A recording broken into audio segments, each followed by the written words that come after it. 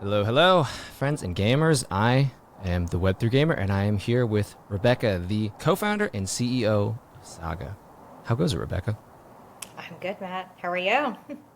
Doing well. Great to have you. We were talking before we recorded just about missing, or Atlanta got lucky with the recent hurricane, missing a lot of Yeah. the. We just got rain and wind. Some of the other areas in the southeast not so lucky, and then with you being based in San Francisco on the West Coast, we were talking about waiting for the next big quake, which hopefully does not come for another 100, 200 years. A big one at least, right? The little ones happen all the time, right? Little ones do happen all the time. Well, thanks so much for having me on. And yes, I mean, immediately jumping on, what are we going to talk about? Of course, we talk about all the natural disasters happening around us. Right. Yeah. Yeah, I mean, my heart goes out to anyone in the Southeast who's been affected. It's just one of the things that we don't really have to deal with here in San Francisco. We're never told, oh, you have to evacuate everything. Or else you and your family are going to be swept up in a hurricane or a terrible storm. But yeah, we're waiting for that quake. I mean, we've done everything we can in terms of the buildings and whatnot, but I don't know. Everyone's got something to deal with. Right, right. And it definitely Yeah. doesn't help. Well, I mean, Yeah. just straight out of the gate, I would love to hear, your kind of your background, your journey, like what really led you to want to co-found Saga, and then we can discuss, Saga Origins, which is your gaming arm, so to speak, of Saga, correct? Yeah, so Saga is a layer one, and well, I guess I can sort of dive into the Saga story, how we got to where we are now. But Saga is a general purpose layer one, and so anyone can build anything on here, including DeFi, pure NFT projects. Sometimes people venture out of that and build RWA projects, for instance, or even more. But we have been solidly focused on gaming and entertainment from the beginning. And so there are lots of games and game projects that are building on Saga as part of our innovator program. So that's our ecosystem program. But Saga Origins is a publisher.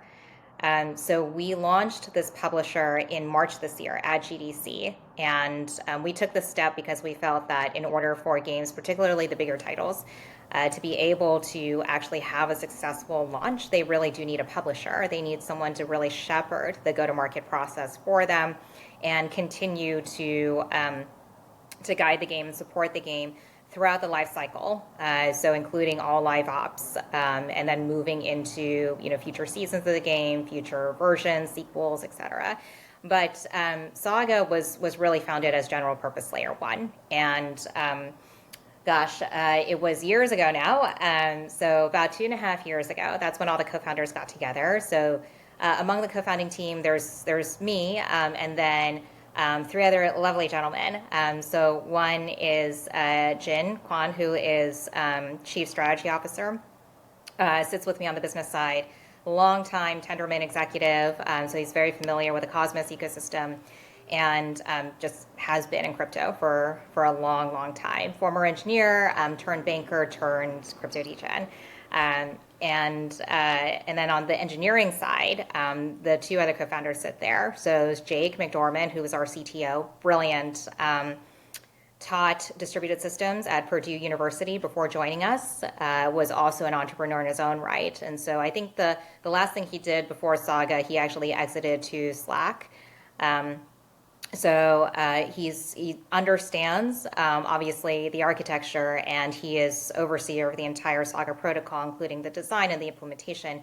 But at the same time, because he has been an entrepreneur, he gets the business side as well. And so we don't have to explain to him at all, why business development is driving certain decisions, or we have to do certain things on the product. He just gets all of that. And oftentimes, he's the one who comes to us with the insights. So Jake's brilliant. And then Bogdan Alexandrescu is our VP of engineering.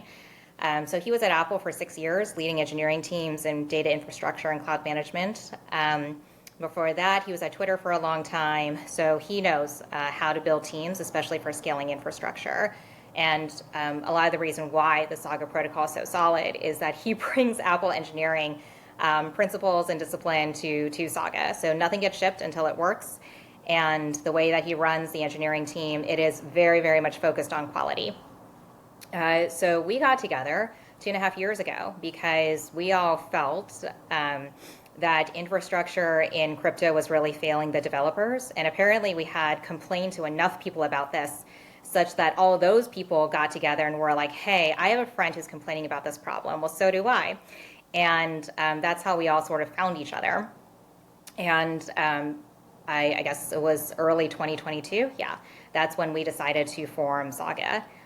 The gaming focus really comes from the fact that as a startup, you have to determine who most needs your infrastructure. So not just the people who would potentially benefit from it, but really who needs it badly in order to exist themselves. And the answer there is really gaming, because games are the Web3 applications that most often face performance issues. Gas for them is not just an annoyance, it's existential. Gamers will not stop gameplay in order to take care of gas transactions. Even if you abstracted it away, or you found a way to make the gas experience a little more seamless, it's the economics of it just don't work out for game developers. And so really gamers and the dev teams and the studios who work on Saga, those are the people who really need this infrastructure. So it's been a couple years now. Our ecosystem has about 400 projects in it. Saga Origins announced 3 flagships over the summer at Gamescom, which is the largest gaming conference in the world. There will be more flagship titles coming later this year that will be announced in the run-up to the holiday season. But yeah, things are flourishing on the Saga protocol, which is wonderful to see. I mean, I'm just glad that we're giving builders a solid home to build their applications on. Well, and it's funny, you discussed like everyone else's background but your own there, and I want to hear your background too, which I think is just funny. Like, you gave me amazing backgrounds for everyone else, but I'm like, wait, I want to know your background too. And then two, I'm really curious to hear, you were talking about how you were hearing like a lot of issues developers are facing. I'm curious, like, if you can just name like 2 or 3 of those issues that you all were consistently seeing. Yeah, absolutely. Yeah, so Matt, honestly, I thank you for that. I'll dive into my background in a second, but one of the things that I honestly feel guilty about a lot of the time is as co-founder, CEO of this project. If there's a podcast, then I do the podcast. I do a weekly update every single week where I'm on camera. It just happens to be my personality type that when you stick a camera in front of me, I just start talking. Whereas for the other co-founders, that's not really what they do, and so people sort of associate me with the project anyway. But yes, I will go into how I got here. So when I met my co-founders, it was after an aborted journey in DC. So Saga is my second crypto startup. My first one was called Skuchain and focused more on the DeFi space, actually. So it's providing short-term liquidity to small, medium-sized businesses. And I was co-founder and COO there for 4 years. In the bull run, we got to about 5 billion in annual volume. And after 4 years, early 2021, that's when I decided to step away, become an advisor. Because I've always done, multiple things in my career at the same time. And I've always been involved in politics. So I was part of the Clinton campaign in 2016. Unfortunately, we lost. I was part of the Biden campaign in 2020 and we won. So I thought, okay, it's time for me to go into government. So early 2021 was when I packed my bags, went to DC. I was going through the confirmation process for a role in the administration.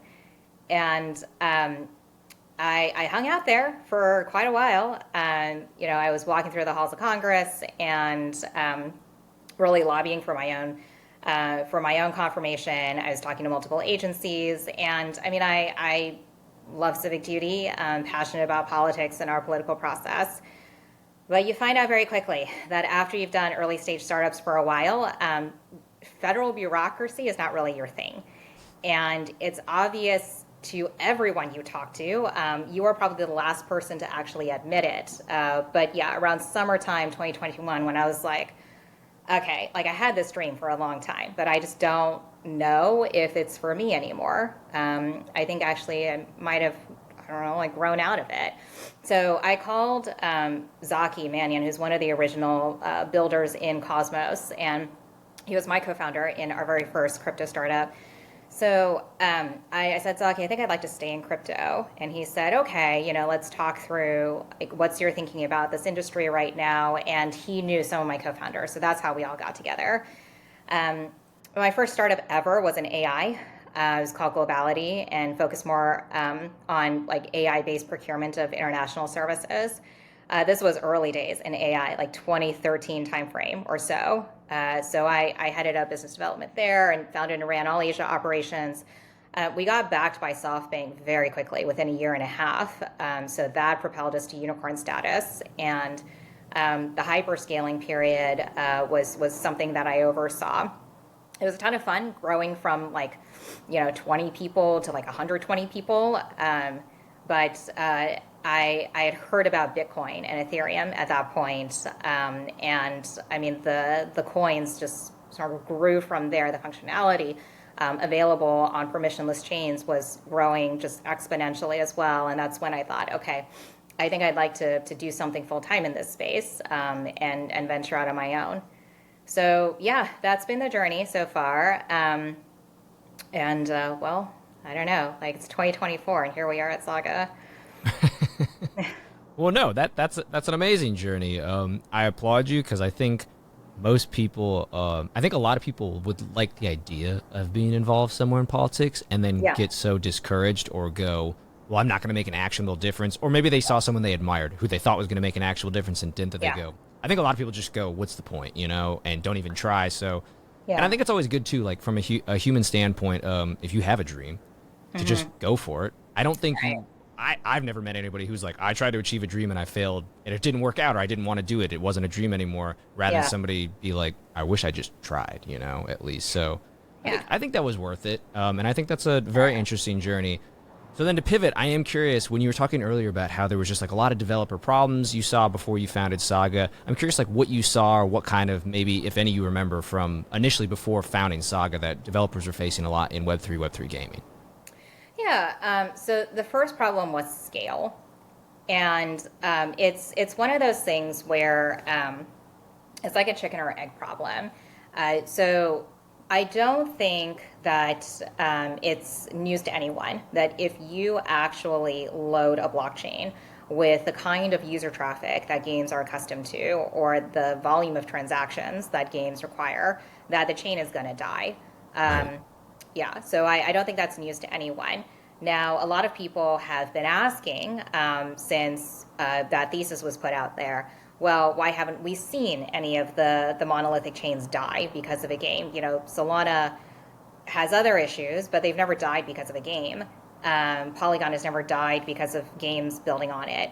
And what I tell people is scale and gas are especially poisonous, not because your game stops working or it shuts down because of those issues. It is that game developers anticipate there will be issues, and so they design their games in a certain way that make them not fun.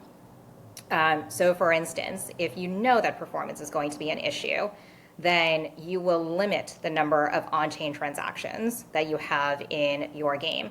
The more you limit it, the more people will ask, well, what's the purpose of this being on Web3 at all? Right. And so that was one thing that we wanted to solve for. Another thing was the gas issue. So if you know that on top of what you might be charging for a skin or a power up or whatever asset you're charging for in the game, on top of that you need to charge for gas, then it changes the economics of it. And in terms of the user experience, that also will factor into your decision making when it comes to game design.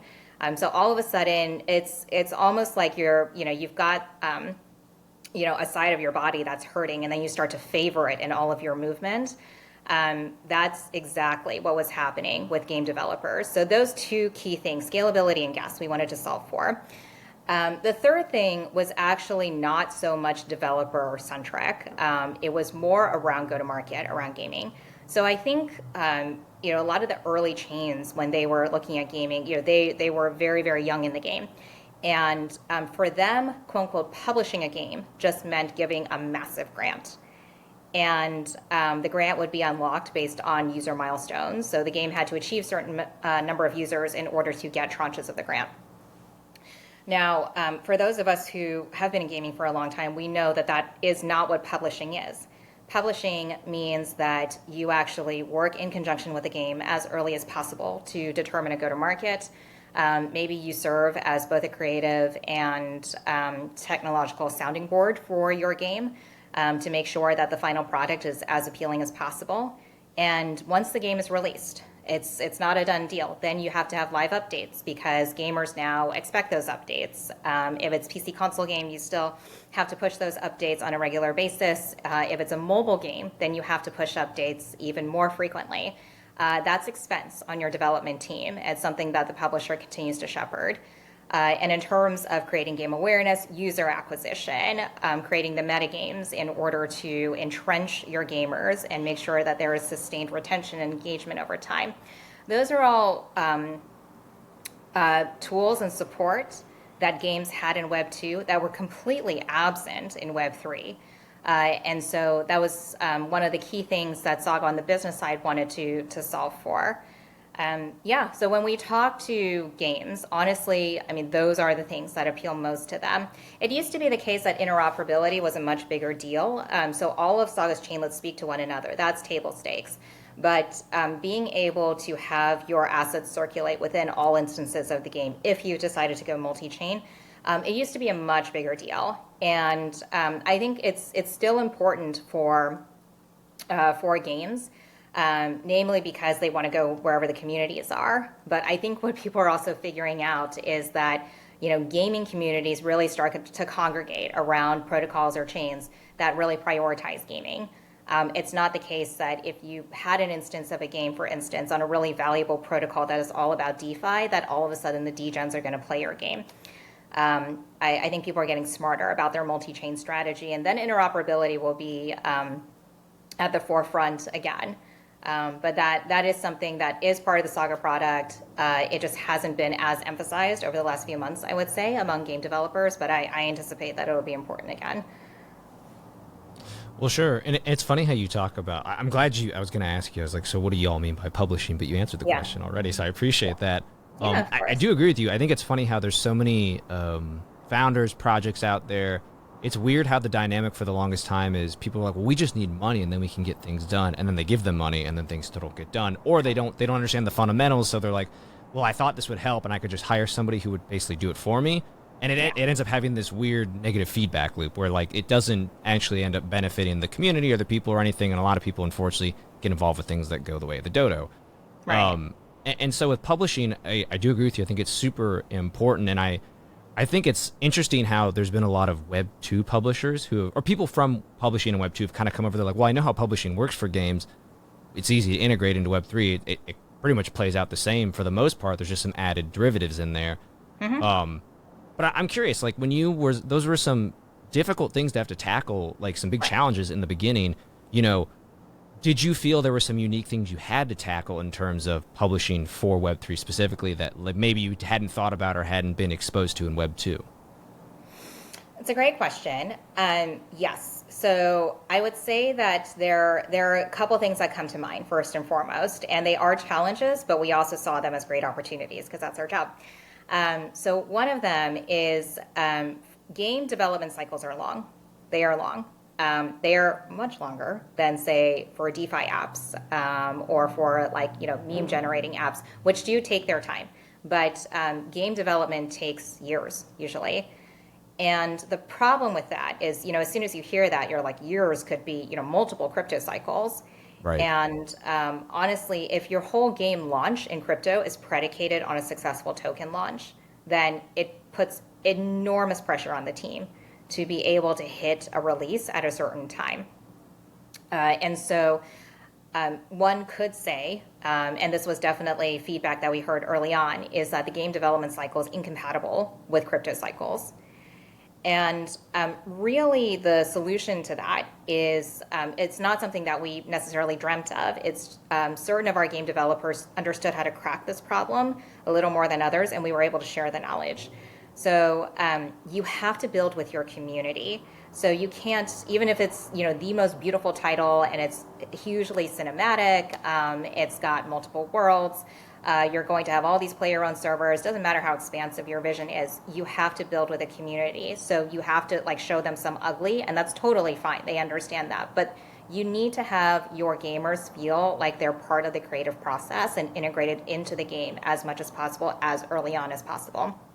So definitely for some of our bigger titles that we know, they're not going to get to general availability until next year, even the year after. You have to stick with your community and regularly update them, socialize with them, chat with them every day, really make them feel involved and like they're part of a group. So I think that's something that is unique to Web3. I honestly think in talking to a lot of Web2 major publishers and studios that they wish they could have this dynamic, because it's not fun for them either to announce a game title, say, huge, like splashy show at Gamescom, go away for 3-4 years, start to see the game to influencers, and then everybody's sort of like starting to form their opinion. But then when the game comes out, it either hits or it doesn't. It's a huge amount of risk to take on as a studio. So being able to de-risk it and also seed your community earlier, I think that's something that Web3 really challenged gaming to do. And I think it will benefit gaming writ large. The other aspect is the cost of user acquisition. So people complain in crypto all the time, well, your users aren't real. They're all bots, or you paid for them. There's this farm somewhere, God knows where, and people are just hitting the chain, but there aren't real users. So let me demystify something. Buying users exists everywhere, even in gaming. And honestly, for a lot of these games, the way that they have a successful launch is that they run user acquisition. It's getting more and more expensive. And so every game studio is trying to figure out, how do I get away from paying millions of dollars every year to ad platforms, whether it's Meta, Insta, TikTok, YouTube, Twitch, etc. It's a lot of money. And if I don't ever get over that hump where I'm starting to make money, I'm starting to generate revenue off of my game, then I'm just paying out user acquisition costs for a long period of time, and I have no idea what the return is going to be. So the thing about crypto is it's actually very good at user retention, and it's very good at cheaper user acquisition. So whether that's incentivization campaigns, play to airdrop campaigns, working with crypto guilds specifically that have incentives for their own members and gamers, there are ways to do a blended Web2, Web3 user acquisition strategy that just ends up being much more effective. It's lower cost and the returns are much higher. So once again, definitely a challenge in crypto. I think a lot of people were discouraged by the fact that it seemed like Web3 in general just wasn't, it's not all gamers in here, and that's totally fine. But if we're constrained only to the Web3 user base, then no, you're never going to reach the number of users necessary to make your game successful. So how do we blend Web2, Web3 in order to bring about the most optimal user acquisition strategy possible? So that's the second thing that I think we're on our way to cracking. Well, and it's crazy too, because you're right. User acquisition is a thing across all industries. Right. And it's crazy to see that having met people who work in Web2 gaming studios are like, we pay $4 to acquire a user, but their lifetime value is $6, so it's a net win for us. And it's just crazy to think about that. That's like a reasonable dynamic, and it's like an expectation everyone has. But you're right. Like in Web3, I actually love, and it's crazy to see how big guilds have gotten in Web3, because I did not expect that when it was like a lot of just play to earn and kind of casino style game. Like, it wasn't fun to be in it. I mean, it was like the early days of the app stores, like a lot of shovelware. Nothing was really fun to play. It was just like, if you liked gaming and you like crypto, they're like, well, here's your little community, very niche, not much going on. But it's interesting to see that you're one of the first people I've heard say that it's actually cheaper than in Web 2. I think some people some companies maybe put too much into that pot, and not maybe their publishing costs or maybe their marketing costs or otherwise. But then it's also crazy, because I'm sure you've seen, as I have, some companies don't need to put it in their marketing costs, because their community's doing all the marketing for them and getting them all the things they need, as well as I feel like a big marketing in Web3, whether you love it or hate it, influencers, key opinion leaders as they're sometimes called, can play a big role. And so I know some of those people, depending on their size and following, get paid a pretty penny by a project to just talk about it. I don't want to say shill it because they're not shilling it. They're getting paid to influence and talk about it and bring it about to their community. But it's just fascinating to see. It's a weird thing to see grow into what it has, where it feels like a proper gaming community, whereas it definitely was not that 5 years ago. Yeah. I mean, I think that in many ways, the way the gaming industry understands communities is quite robust. So a lot of how Web3 communities have shaped themselves, whether they're gaming projects or not, is influenced by how gaming communities get seeded.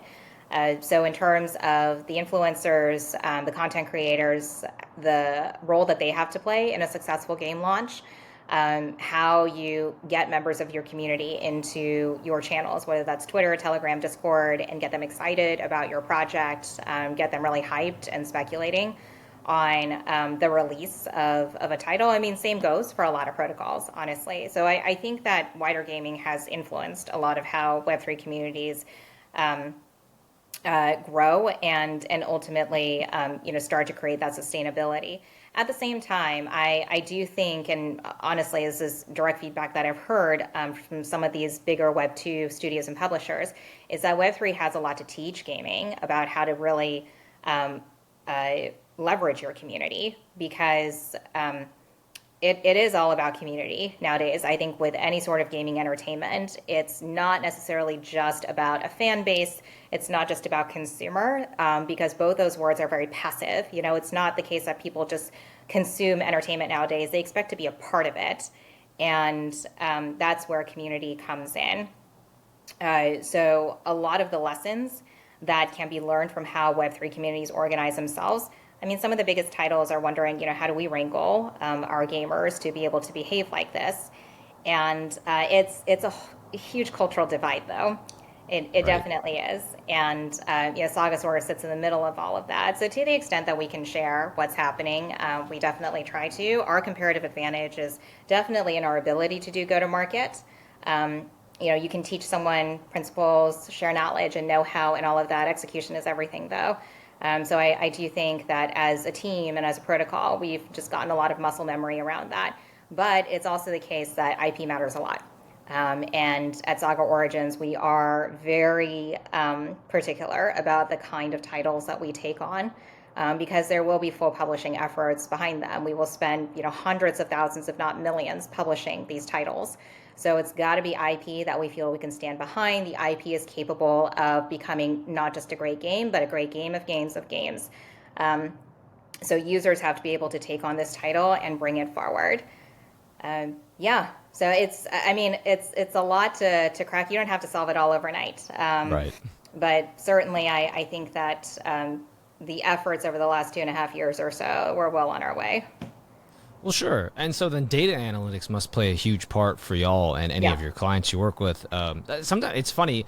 One of the things I like in Web3 is I feel like a lot of that data analytics is a lot more transparent rather than in Web2, where it's kind of the data analytics shared in Web2 is mostly daily active users, units sold, money made, but no one's ever sharing like this is a lifetime value. I guess internally, sure, but like it's not something that the community gets to hear, whereas I feel like a lot of those data analytics get shared with the community, mostly because the projects and people working on it are like, thank you, like this is impossible, like you're part of this, like we want to let you know how successful things are going and we appreciate you. So I'm curious, like for y'all, like what are some big data analytics you're looking at that maybe aren't really representative in Web 2? I'm sure there's plenty that overlap, There is a lot of overlap. I will say that the only metric, maybe you can divide this into two pieces of data that are particular to Web3 that we care about, is if your game has a token, then obviously what is the price of the token? We don't care about that. I mean, that is a dynamic of the market at the end of the day. But what is the token allocation? So how have you broken down who gets your token, either before you launch, after you launch, et cetera? Because we have some understanding of tokenomics. And when we look at how you've incorporated one into your in-game economy, we would love to get a sense of, okay, is this a sort of tack on so that you can capture some of the speculative elements of Web3 and crypto? Or is this actually going to have real utility in your game? But token is definitely something that we look at. And then the other metric is to the extent that you have NFTs. Not every game has NFTs. Some of the Web2 titles that come over to Saga, they're happy to have in-game assets on chain, but they do not want to call them NFTs. And they don't want them to operate like NFTs. So they have to have in-game utility. They are not going to be sold separately as collectibles or as assets that are going to have some sort of astronomical floor price or whatnot. But we do like to track the health of those those in-game assets or NFTs if you have them. So those are a couple things that are unique to Web3. Other than that, though, I would say that every metric by which we judge whether a game is successful, viable, sustainable, all of the above, is really what Web2 looks at. So we do look at DAUs, we do look at MAUs, daily active users, monthly active users. We do look at how much time do people spend within the game. We look at a stat called ROAS, which is your return on advertising spend. We take a look at your retention over time, and we take a look at that in as precise of time intervals as possible. So we're tracking very carefully if we run some sort of marketing campaign or some sort of user acquisition campaign, what is the return on that? And if it's something that we're satisfied with, obviously we'll keep doing it. If it's not something that we like, then we will make adjustments. What is your cost of acquisition per customer? So what is your CAC? How does it change over time, particularly as the game has been out there for a long time? So all the same metrics that a Web2 publisher would take a look at, we also definitely take a look at. I mean, these are the things that define the health of a game at the end of the day, because they're all trying to get at the same thing, which is, do you actually have a healthy gamer base? Do you have people who actually like the game and want to play the game, want to spend time in it? Do you have people who are good members of the community, who are willing to engage with their fellow gamers and really grow this into a cohesive social group? All those things. These metrics are still very, very solid at getting at that. So do you feel like a lot of projects, like if they, and yourselves included, maybe if you didn't have these metrics, you'd be flying blind, so to speak? Because it would be really hard to gauge where and what is successful. You're kind of just throwing darts and you're like, I don't know if I'm hitting near bullseye or totally missing the dartboard, so to speak.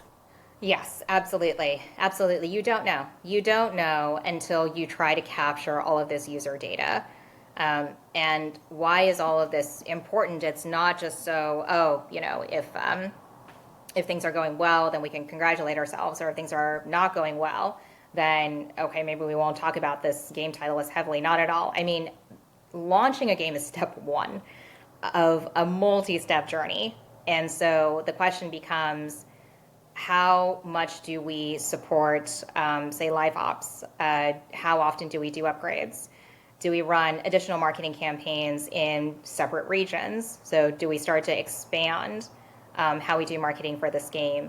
Do we continue to invest in games that are similar to this? Same genre, same style of gameplay, same demographics, etc. So it's step one. In other words, like, game launch is something that people should be enormously proud of, but it's really the beginning of the journey. And unless we have those data analytics over time, then we won't be able to actually carry a game through the entire journey. Yeah. Gotcha. Well, it's good we have so many gaming analytic companies in Web3. I mean, I feel like I've talked to several of them, and every single, I know a lot of people love Helica. Great work they do, and they get to work. They have their foot in both Web2 and Web3, so everyone seems very satisfied with them, and the other ones I've spoken to. Earlier you were talking about how you had some three flagship titles associated with Saga. Can you discuss those more, what they are, what they're doing? Yeah, so the first flagship title came out over the summer. It's called Angelic. And Angelic is a turn-based narrative strategy RPG game. So it's very much like chess, but with characters. And it takes place in a post-apocalyptic world. So Earth has been completely destroyed. Humanity is just a shell of what it used to be. And the only way that it's going to save itself is through these angels. So some of these angels are neo-humans. Some of them are angels, the way that you think of them, celestial beings. And so this game takes you through their journey of trying to save the world. So there's a vast body of lore behind this game. The game developer, Erkin, is a creative genius. And for a long time, we've been saying it's the most beautiful game in all of crypto. We still believe that. If you look at the graphics, even just at a glance, you'll know exactly what I mean. It is absolutely gorgeous. The game is not easy to play because it's like chess. There's a great deal of strategy involved. But it takes about 40 minutes to get through a gameplay session. Once you get the hang of it, it's a lot of fun. And their second season is going to open soon. Their first season had 27,000 unique users. That was just over a 5 to 6 week period. Even by Web2 standards, that's quite good for strategy RPG. So we're just going to build on that success over the summer. Second flagship title is called Lusa, The Final Frontier. And it's more classic first-person shooter, also takes place in a post-apocalyptic world. That game is in closed alpha right now, so it is being actively tested and played in private servers. The open alpha should be coming later this year, so later in 2024. But that is a game where I think they have one of the heaviest uses that we've seen in Web3 of NVIDIA AI enhanced graphics. So when we think about AI, oftentimes because so much theory has been sold to us, we think, it must be all agents and bots that are playing the game with you. There are some of those. But I think for a game developer, most important of all is the gamer experience. So the graphics are as lifelike as possible. Everything from the characters' faces to the lighting of any particular cutscene. It's just a really great, engaging game. And the third flagship that we unveiled is called God's Legacy. And God's Legacy is another RPG, this time more fantasy. And it traverses all of Slavic mythology to modern day and then into the future, where it's a more dystopian society. So it's time traveling. Many elements of survival in there, some shooter elements as well. But the whole idea of it is that it's this open world where you get to choose your journey among all these different eras. So that's a third one that we unveiled. More to come over the course of Halloween and then the November Thanksgiving season here in the States leading into Christmas. Well, and so y'all back a lot of what looks like AAA games or AAA style games. Maybe is a better way to say it. It's always different. I feel like that term gets thrown on a lot in Web3 just for really good graphics more so than anything. Yeah. AAA development. And I'm curious if you feel that's maybe more a trending thing or maybe a necessary thing now. I think there's a lot of people who really look for that in gaming, period, no matter what sector you're in, Web 2 or Web 3. But then it's interesting because you'll see games in Web 3 that kind of follow the indie game method where they're just they look Minecrafty or maybe they look a little more arcadey and people still love to play them and get with them. And so I'm curious if maybe there's games you have gotten or maybe you're looking for in that sense, the indie style, or if it's just kind of like you were saying earlier, really just if we think it's a fun to play game, has a good community, has good people behind it we can believe in, it doesn't really matter how it looks or what the gameplay entails. It's just we believe that it's going to be a successful project no matter what, a game of games, so to speak. Yeah, so Saga Origins very squarely positions itself as an indie game publisher. Okay. So all the studios that we work with are independent studios. Having said that, in terms of graphic style or just style of the game in general, so the tagline at Saga Origins is provocative, expansive, uncompromising. This is the kind of game that we look for. Now, it's not specific in there as to what the genre is, what the style is, what the look and feel of the game is. But if those words can be applied to your game, then we're very interested in chatting. So as it turns out, the first three flagships that we unveiled are very big RPG games.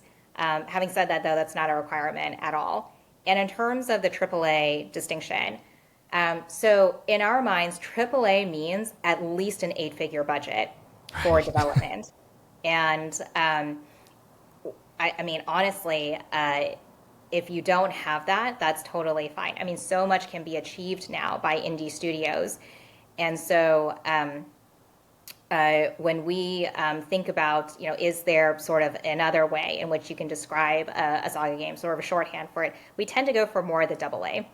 So AA, really great graphics quality, really vast body of lore. Again, there's a lot for gamers to engage with, but are we applying the same pressure of, your characters have to be photorealistic? Right. The gameplay has to be, on the level of Call of Duty, etc. I don't think that that is realistic at the moment. We'll see how Web3 gaming develops, and it may be the case that we start to invest in more of those kinds of games.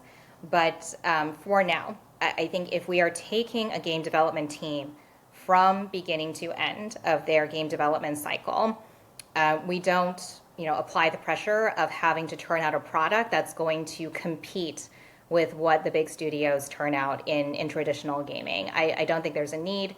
Honestly, India is having a moment right now in gaming. Right. This year, of the top 10 grossing titles on Steam, 5 are indie. And so I think gamers are looking not necessarily for polish per se, but they're looking for originality, experimentation, something new and fresh. So something that's not the Hollywood equivalent of a sequel or a franchise, just something new that they can grab onto. Yeah, so you can achieve that without being AAA. Yeah, yeah, no, I would completely agree with that. Well, and then too, like I'm sure you've seen as well as I, there's been a lot of Web 2 creators, founders, people who have worked, in the likes of like Sega, Nintendo, or they built Age of Empires, just a lot of classic Web 2 games who have Yeah. made their way to Web 3. And I'm curious, what's your opinion, or why do you think so many of them are attracted to Web 3? Because obviously, at that point they may have 20, 30 years in Web 2, they'd be fine to stay there, make their own studio, do whatever. They don't need to come to Web 3 at all, but clearly there's some attraction for a lot of them. Yeah, I think that there is a great deal of excitement in this space around what Web3 Rails can do for community building. And honestly, there are some key problems in traditional gaming that Web3 solves. So first and foremost is the economic aspect. I mentioned the woes of gas earlier on, but there are also a lot of positives to Web3 economics in gaming. So, for instance, the ability to trade assets on a secondary market. That is something that exists in traditional gaming for sure, but nowhere near what that market is like for NFTs, certainly not for tokens in Web3. So I think they understand that there's just a lot of money to be made here because of the innovation of Web3 Rails for gaming. I also think that they do recognize the ability of Web3 communities to sort of get organized and to grow. Now, for a Web2 game, I mean, they have vast communities as well, but these communities start to, they start to be organized and ultimately cohere around things that are just getting more and more difficult to achieve. So for instance, you have to generate a hit all the time in order for these communities to remain engaged. You have to show, new things. You have to be perfect in your conduct. You can't have anyone that's angry with you within the community. Whereas in crypto, I think that, communities take on just much more complex natures. And so, let's say you're all congregating around a game. Well, most of the time, maybe you're not even talking about the game. Maybe you're talking about something else that's interesting in the gaming industry or in crypto writ large. There's just a lot more that binds this community, and it's much more based around values as opposed to IP. So I think that a lot of Web 2 veterans see that, and they're like, wait a second, I don't have to guess at what the community wants all the time. I don't have to keep producing things that are of such high value and high risk in order to keep the community happy. And so I think they see a lot of potential in Web3 communities as well. So those are two key things. And honestly, I think a lot of them are looking for a new challenge. Sure. What I always tell people who are, coming into Web3 gaming for the first time, and they're asking, well, is this the new mobile gaming? So yeah, gaming for a long time had just been console, and then it became PC, then it became mobile, and they're like, oh, this is the new thing. And I always say to them, maybe it's the new thing in that it's new, but that's maybe where the similarity stops. So mobile is a hardware device. That is a hardware innovation Right. for people to be able to play their games on just a totally different kind of device, and that drives every aspect of the gameplay design.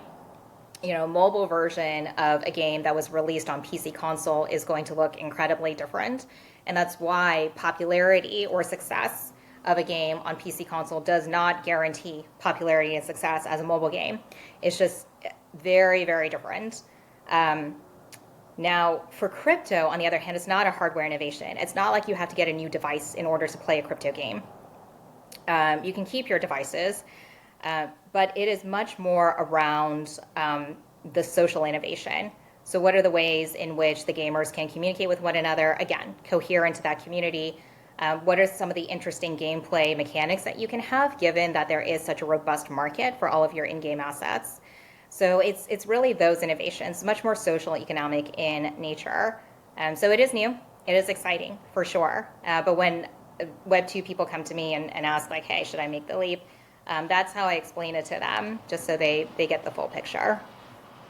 Right. Well, and then so many of these games now are finding, well, and since the laws have loosened up a bit, at least here in the US, I can say, a lot of these games, if they so desire, are able to list themselves on Epic Games or in the Apple Play Store, in the Google Play Store, and find ways to be able to, you can just play the game. You don't have to have any of the blockchain aspects integrated in, but if you so desire, it's very accessible to the point where, if you have a Steam Deck or something portable, in that sense, you could technically play a lot of these games on existing hardware. I know there are people in the talks of like making their own unique hardware that would really complement everything in Web3 gaming, but we haven't really seen anything come out.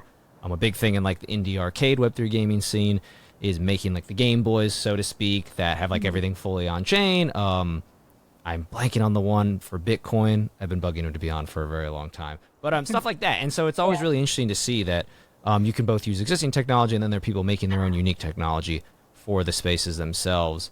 But it comes down to a lot of community, like you were saying, and also being able to have that community is, in a way, you don't want to call it free market research, but sometimes I'm sure it can feel that way because the value you get from a community who's invested, who actually cares, versus maybe market research where you're like, well, I'm paying the demographic who would play my game to give me the information I maybe need to figure out how to best move forward. You're actually getting the people who already play your game and really enjoy your game and want to see it move forward. So you're kind of getting the best information. You're getting the sweetest juice to squeeze, so to speak. And sure, you probably have to pay for it in one way or another, but it probably is the most applicable market research. Maybe that's a better way to say it for the team and the game and the studio. Yeah. So organic user acquisition is the holy grail. When Web2 publishers look at their user acquisition metrics overall, and they look at ROAS, so what is the return on your advertising, but they also look at that organic community growth. And the rule of thumb is if you have recognizable IP. So for instance, if you're releasing a game that's based on Star Wars, then you will have a lot of organic community growth because everyone knows about it and there's a built-in fan base. So I think this is where Web3 becomes particularly effective is just because you have a bunch of fans or you have an organic community because of word of mouth or people just really enjoy being a part of this group and they like sticking with one another and talking to one another, sharing experiences together. It does not always translate into hours played in a game or it doesn't always translate to more purchases in the game.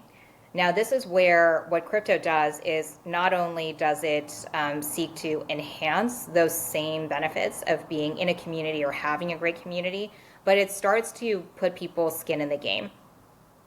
So whether it's through, an economic system that incentivizes certain gamer behavior and that same behavior continues to be rewarded over time in a really meaningful way, there are just so many additional levers that you can pull on. Because you've added Web3 Rails to your community. So then people are moved not just to be there, to be in that subreddit, for instance, and comment every now and then and show up for all your releases, but to actually actively engage with your game title over time. I do think that most Web2 game studios and publishers recognize the value of that. I think what they're trying to understand now is, say, 6 months ago, a year ago, Web3 crypto was more or less banned from anything having to do with traditional gaming because of all the quote-unquote scams. So whether that's NFT projects that would be sold as sort of a pre-sale thing for a game, but then the game never came out, or the game isn't really anything other than an excuse for a token and maybe some DeFi on that token. I mean, these are all things that traditional gaming reacted very badly against. And right now, what we're doing is bringing people back. Not saying that, forget about tokens or NFTs, like never adopt those things. You certainly can if you want to, but I think people are starting to get a little smarter about how exactly you use Web3 Rails in a smart way, because at the end of the day, an opportunity is an opportunity. And I think even the gaming studios recognize that. So if there's a way to bring the communities back such that Web3 is an enhancement as opposed to, this really nebulous arcane thing that takes over the entire gaming experience, and people are all for it. But it's taken this amount of time. I mean, we were in, I guess you call it purgatory for a year, trying to pay for our sins in this space. But now I think people are more receptive to Web3 gaming coming back. Yeah, I would definitely say so. And I think it helped too that once the NFT boom kind of happened, and I feel like Web3 gaming was like, they were using NFTs because it was a buzzword, of course, like in any industry. But then they were the first one to pivot to be like, no, they're actually like in-game assets. They're just utilizing the NFT format. Right. And it was funny how just that quick pivot or change of how they were processed or looked at, like really made everybody go, oh, that actually makes more sense for NFTs as a use case than like PFPs, which is all I've been seeing. People repeat this, rinse, wash, repeat the same collection with a different animal and things over and over again. And it was one of the few industries that I feel like they can still exist and people are like, this makes sense. I'm not upset about this. Whereas almost any other part of crypto, people are like, oh, dude, NFTs, like, come on. Like, they're really over it. They're beyond that buzz. And that's kind of like with things when there was a period there where everything was really marketed with the buzz of like, oh, it's on chain, everything's on chain. And then over time they realized they're like, turns out most gamers and users don't even care about the term on chain. So it all went to the background. And so now everything, a lot of stuff is on chain, or there's a lot of things going on in the background, but we don't need to tell the gamer that because they're not there for that. They're just there for the game, for the community, all those aspects we bring in, the tech that we're like, this is so cool, this is so great. They're like, yeah, that's all fine and dandy. I'm here to play the game and enjoy it. And then that stuff comes in secondary. Go, oh, this actually makes the gameplay better. This enhances my experience with my community, my team members exchanging goods and services and things of that nature. So it's just really funny to see, like, that's a change. I'm curious if you think there's any other changes currently, maybe where you're like, maybe we look at things or say things this way in these words, and it's hard to predict, obviously, that you think maybe we'll move away from over time just because it turns out the users and the customers don't really care about that. It's more so like we as a business to business are the ones using those terms because it's easy to quantify things better. Yeah. That's an interesting question. I mean, I think what you're sort of asking a different way is, are there any other words that we can swap out or take out in order to better resonate with the wider gaming community? Because, I mean, most of the gaming community, they have no idea what ROAS is, for instance, nor should they concern themselves with that. That is a problem for the studio to solve and the publisher, not so much you as the gamer. But I think one thing that they really dislike, and this is something where honestly it's going to take all of our capabilities at Saga to really solve it, is token. I think gamers are offended when they go into a Discord for something that they think could be a great game, and then they go into the Discord and all the messages are GM, when token. And it's coming from the degens who probably assume like, hey, crypto project means there's going to be a token. Right. But I think for a lot of gamers, like, no, we're here because we like gaming, and we really want to see a great game. And I wouldn't say that token is on par with NFT in terms of toxicity yet, but it's starting to get there. Particularly, I think, because of what's been happening with ton mini games in the Telegram ecosystem, because these are not games. I'm so sorry. But it's spam. These are spam campaigns. And for people who are having fun with that, that's great. For people who are actually seeing appreciable income from that, that's also great. But I think that these games have sort of perpetuated the expectation that a crypto game is not successful unless it has a token listed on Binance and it goes up a certain amount. I think we have to reorient in crypto how we think of a game being successful or not. And the gaming community, let's just say that the interim solution is that the gaming community plays the game because they love the game, and they don't have to see any of the token discourse. They don't have to pay attention to CoinMarketCap. They don't have to go onto crypto Twitter and see all the chatter around this token. That's nice in theory, but the fact of the matter is, for any sort of project, for any sort of game studio, you're not going to have two communities completely, walled off, bifurcated from each other. It's all part of one. And so everyone will just hear the chatter that's coming from the crypto space. And this is really on the team, and I think in many ways it's on the publisher as well. So this is something that Saga Origins tries to figure out. We work with the teams to come up with some sort of messaging or some sort of branding packaging around their game, such that they don't cut themselves off from the gamer community, which, let's be honest, is orders of magnitude larger than the crypto gaming community. So you don't cut yourselves off from that, but at the same time, you acknowledge that what you're doing is new. There are crypto rails involved, and so that's sort of one of the next big challenges to navigate, because we're aware, and I'm sure many people in crypto are as well. We're looking for that game that's going to become our version of Fortnite. It's going to become our version of Roblox or Black Myth Wukong. It's going to be a hit. And the great thing about being a hit is you are a hit. So the game is successful. At the same time, brings you a great deal of attention. And at that point, you have to be ready for it. So that's really what we're gearing up for, is for some of these titles that are already out there, that we've already announced, that are coming up. I do think when it hits that general gamer audience, people will really love it. They'll immediately find points of criticism, and we just have to be ready for it.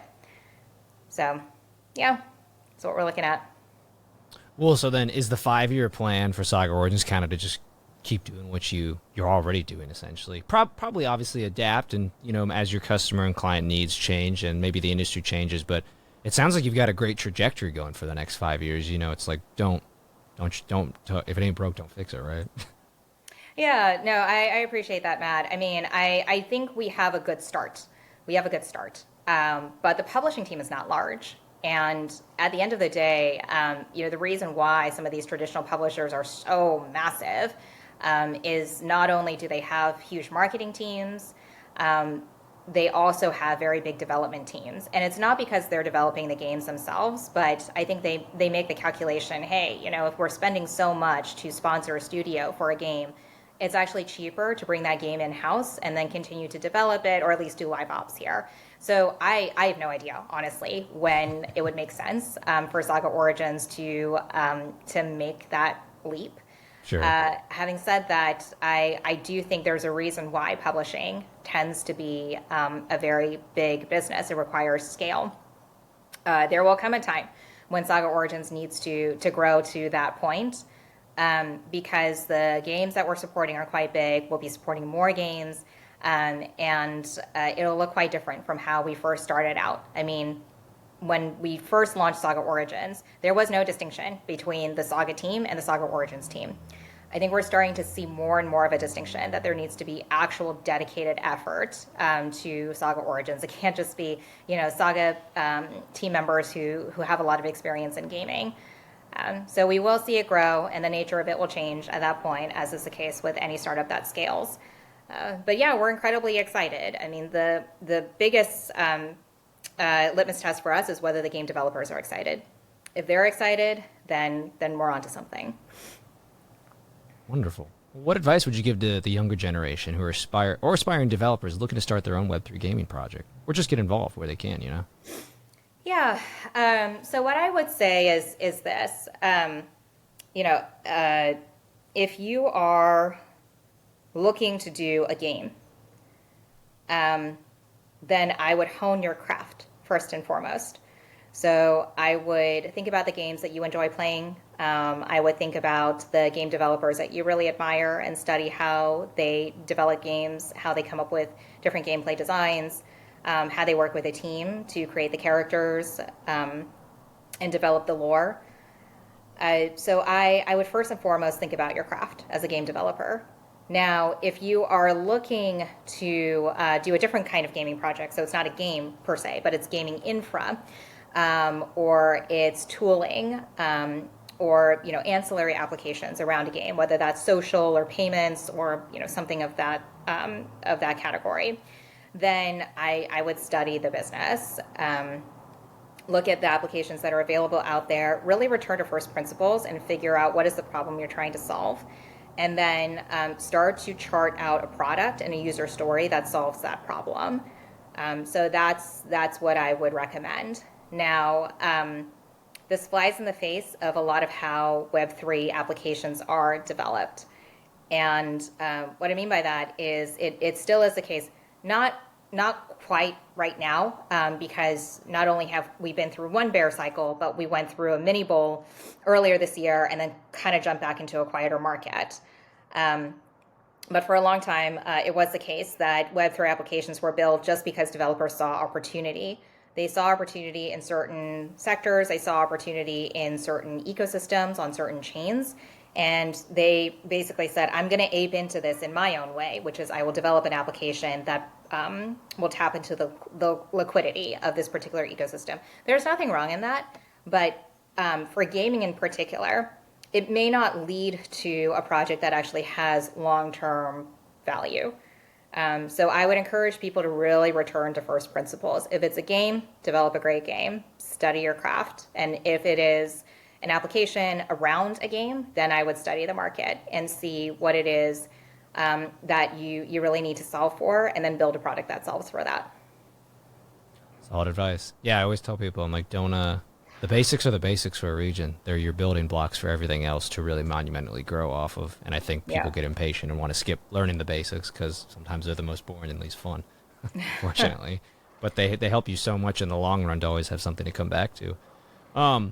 Well, the last question I have is more so just a fun, open-ended question. Not everybody has an answer to it, but I did want to make sure, is there anything we missed that you wanted to discuss, wanted to cover that I just glossed over, Well,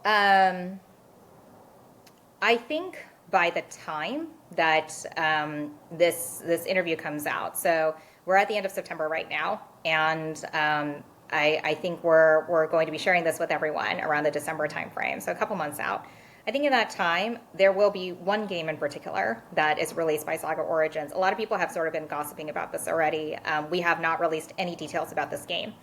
No key art, no title treatments. You don't even know what the title is. We have kept this top secret for a reason, because it's so different from anything that we've seen in traditional gaming, and honestly, even more so when it comes to Web3 gaming. It's a very, very different title. And I think people will be shocked by the game. They'll probably be even more shocked by the game developer. And honestly, when we signed this title for Saga Origins, it was as much about the game as it was the game developer. I think that is both of these spaces, honestly, both gaming and crypto, were ripe for some kind of disruption, and that is what this represents. So one of the things about Saga Origins, just as an organization, as a brand, we always like to surprise people every now and then. So I think so much of what will come out over the next couple months will just be, oh yeah, this is something that we would expect from Saga Origins, and they're delivering something that is really great, cool, fun, and we're quite happy to see it. But then there will be a shock to the system, and we honestly get a lot of enjoyment from that. So yeah, that'll be exciting, I think. Awesome. Well, I'm looking forward to it. I'll have to keep my eyes peeled. Hopefully by the time this comes out, I know what it is, and if it doesn't, it'll still be a mystery to me, and I'll still be keeping my eyes peeled. But thank you. My last question for you is just, whether now or at any point in your life, did you ever identify with the gamer persona, and were there any particular games that you just really enjoyed, either growing up, currently, or in the future? Yeah. So I would say that I mean, it's interesting. I am of the generation where gaming went from these really fun Nintendo arcade games to the much more like expansive cinematic games where it's basically role playing. So you're immersing yourself in a different world, and um, so I've always been attracted to those kinds of games, if only because I mean it's what I remember really surprising and delighting me when I was a kid, and even now as an adult, it's what I'm most drawn to because you never forget like the first things that made you happy, right? Right. Yeah, and so it still is the case that like Zelda, for instance, I'll replay that all the time. I do have a side that just likes to like go around to buildings and shoot things. So Call of Duty will always be a huge classic for me. I know that the community who are really really into it and really good at the game, they're unhappy with the sequels for one reason or another. I don't care. I always am a fan of how they've designed the game. Um, I think more recently, things like Genshin Impact, for instance, have been a lot of fun just because a lot of my friends play it. And so it's like, okay, this is probably like one of my few chances to get on with like some of my friends in China, for instance, and actually catch up. So that's pretty fun. And then honestly, I mean, I don't judge because for mobile games, like if I'm standing in line, there are only so many times I can refresh my Twitter feed and see what CT is saying. Sometimes I just want to open up Candy Crush and like waste 5 minutes, Sure. And given the level that I'm at on Candy Crush, I've done that a lot in my life. But yeah, that can be a lot of fun too. I mean, maybe that's the formula for games at the end of the day. Like simple mechanic, really engaging colors, some like really peppy and uplifting cartoons, and you've got a hit. Maybe we don't need to get more complicated than that. But yeah, those are some of the things that are just in the day to day.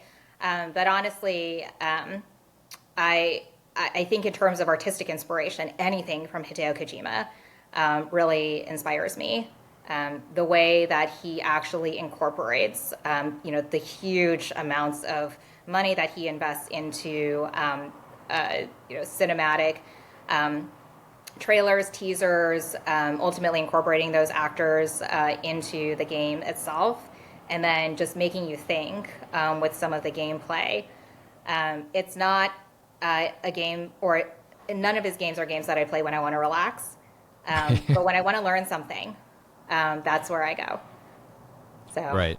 yeah. His are cinematic masterpieces in a way. Yes. Like every time I think I know, I'm like, because I've played a lot of his games. I'm like, oh, I know the twist coming, and it's Yeah. completely the opposite way. And I'm like, he got me again, but I'm not Yeah. upset about it. It's hard because his games are ones where I'm like, I have to take a long enough break where I don't remember the full story because I'm like, man, this isn't when now that twist is like revealed or I know it, it's like it's not the same. Yeah. The first time a blind playthrough, it's totally different. But you have a widespread of interesting, fun games to play. It's kind of eclectic, isn't it? Yeah. Right. Yeah. It's a Some good of way the to things be. in there are a little random. Yeah. Well, there's something for everyone. I think you can understand that with gaming. That's the beauty of it now. It's no longer maybe what it once was, where it was just aimed at a certain age group and demographic or even gender status. Now they've truly made something for everybody out there, no matter what type of game you're interested in playing. And that's a big thing, as you've seen with the indie developers, of just a big studio would go, that sounds too niche. Like, who would play that? Indie developer makes it, turns out it's a hit, and they go, we were wrong. We would have happily invested it if you could have proven it was going to be a hit, you know? Yeah, absolutely, absolutely. I mean, you never know, and even for us now, we're learning as a publisher, and we would like to think that we are bringing something new to the table, that we're figuring things out that maybe more traditional players haven't figured out yet, and all of that may be true, but you're always humbled by the market. In the end, whether your game will actually work, whether it's a good game or not, I mean, users don't lie at the end of the day. Either they love it or they don't. Right. And you don't know. You don't know until it's out there, which is why I always encourage game developers, like, try not to think to yourself you have to make it perfect before you release it. The sooner you get feedback, the better. But yeah, Completely. we would be nowhere without our communities. So at the end of the day, we're grateful for the honesty. Well, yeah, the brutal honesty sometimes. Brutal honesty. Yeah. Where can people find out more about Saga? Where can people find out more about, some of your flagship games? And then if you want to share, where can people find out more about yourself and follow what you're up to? Yeah, so best place to go always is our website, saga.xyz. And then in terms of our socials, no surprise, we are the most active on Twitter right now. So it's just Saga XYZ double underscore. That's our handle. For me personally, Twitter handle is Becca Liao. And yeah, I'm on there quite a lot. Feel free to reach out to the team anytime. Once you get to either our website or our Twitter, you'll be able to find our Discord as well. And yeah, I mean, we have a lot of team members in there all the time, just chatting up with our community. So look forward to hearing from you guys. And I'll make sure I'll have links to all those in the show notes for anyone listening, so easy access. Thank you. Rebecca, it's been a pleasure. You've given me Likewise. tons of great information. I think you've given a very, very both high level and really dug in roots overview of a lot of what Saga does and just a lot of the industry at large. So really appreciate your time. No, thank you, Matt. I'm very happy to be on. Thanks so much for all the thoughtful questions and for really chatting through all of these key issues with me. It's a pivotal year for Web3 gaming for sure. That's not to say, oh, the hit must come out by December 31st or else we're cooked. Yeah, right. I don't think that at all. But having said that, I do think that we need to put ourselves in a good place for 2025. So that's our goal for this year. And yeah, thanks for doing what you do as well with the entire community, all the gamers out there looking for more information or what's really happening in this space. But I really appreciate the conversation. It's a lot of fun. Wonderful. Looking forward to everything you and Saga continue to do. It's Thank only going to you. keep going onwards and upwards. Thanks so much, Matt. Take care.